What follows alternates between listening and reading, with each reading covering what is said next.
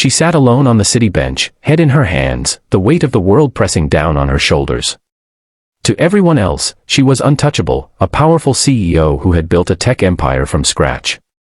But here, in the middle of a bustling city park on a cold autumn afternoon, Charlotte Blake was just a woman who couldn't breathe. The tears came fast, uninvited. Her chest tightened, her vision blurred, and the buzzing in her ears drowned out the world. She didn't even notice the man approaching until he spoke, gently, like he'd done this before. "Hey. You okay?" the voice said, low and soothing. Charlotte turned her head slightly, startled. A man in a worn hoodie and jeans, holding the hand of a curious little girl, knelt beside her. His eyes weren't judgmental. They were kind, steady, concerned. She shook her head, tried to speak, but the words tangled in the panic clawing at her throat. "That's okay," he said quickly. "You don't have to talk right now. Just listen to my voice. Breathe in through your nose, like you're smelling a flower. Good. Now breathe out, like you're blowing out candles." It was ridiculous. She was Charlotte Blake. Her name could swing the stock market. But right now, she clung to the stranger's voice like it was the only lifeline keeping her from drowning. In. Out. Again. And again. Minutes passed. The shaking stopped. Her breathing slowed. The world came back into focus. And the stranger was still there, sitting quietly beside her, his daughter now nibbling on a cracker, completely unfazed.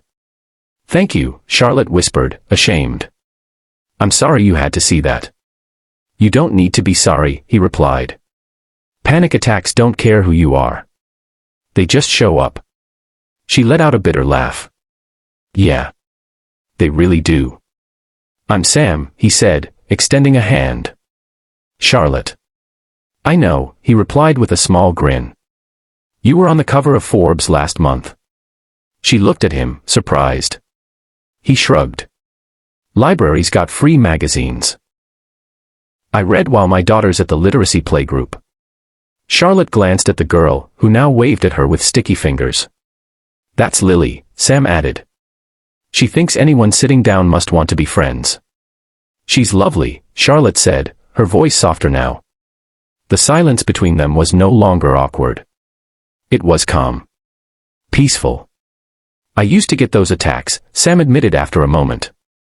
"After my wife died, I had to figure out how to raise a baby and grieve at the same time. Some days I'd be fine. Others, I couldn't get out of bed. I lost my job. We lost the house. Panic attacks felt like the universe kicking me when I was already down." She looked at him with renewed interest. Not pity. Interest. Here was a man who had been through hell and was still standing. Still gentle. "How did you get through it?" she asked. "Time. Therapy. A lot of deep breaths on city benches." He smiled. "And Lily. She needed me to show up, even when I didn't think I could."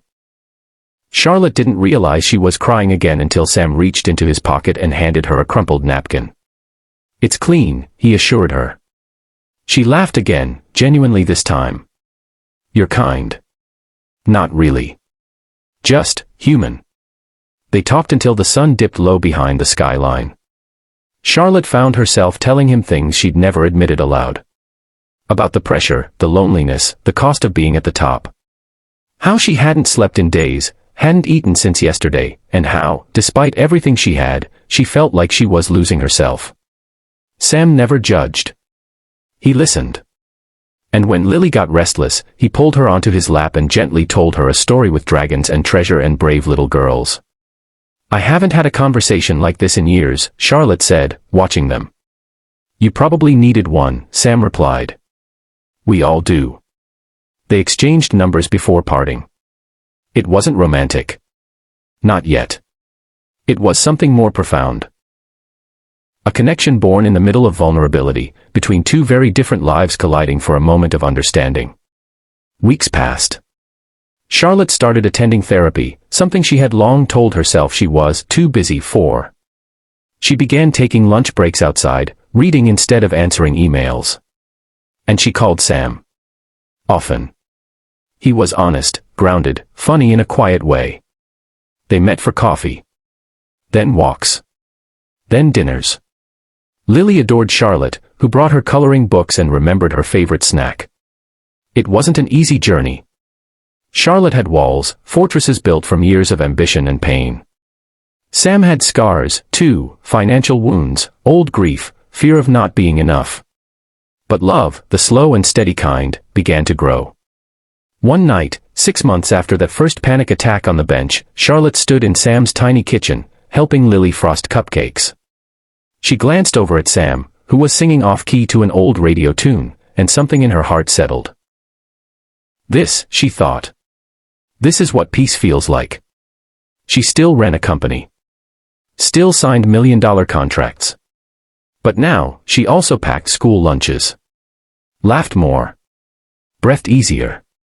And whenever the weight returned, whenever the panic threatened, she remembered that day on the bench.